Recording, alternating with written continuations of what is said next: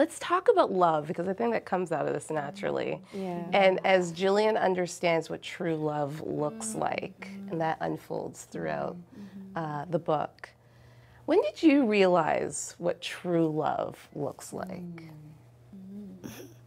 Wow, it's a big one.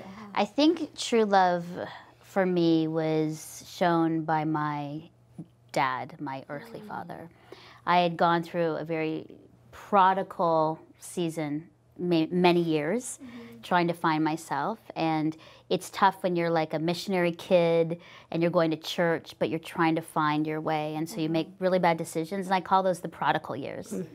And things got really bad. And I let down my parents deeply. I hurt them, lied to them. I really, really just, you know, if I look back and when I tell young people when I speak, I'm like, love your parents, because it's one thing that you will regret when you're older of how you treated them and how you were. And there was a situation that happened, and I felt I deserved just this onslaught of, Melinda, you know, we don't love you, look at the kind of woman you are, you know, horrible words. And yet my dad looked at me with great love and said, he actually said this, you are our daughter. We adopted you and you are our daughter.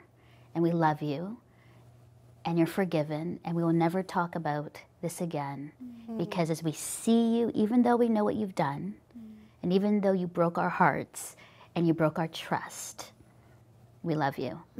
And now for a father to say that to a daughter who has heaped all the worst things you can imagine on her, because that's how she felt she was, because all the decisions she made that changes your life. And I was 19, 20 years old, and when my dad, you know, talked to me and said that to me, it changed everything. When I was dating, as a missionary kid as well, I didn't come to Canada till grade 9, and I had a list. I made a list of all the characters I felt my perfect guy should have.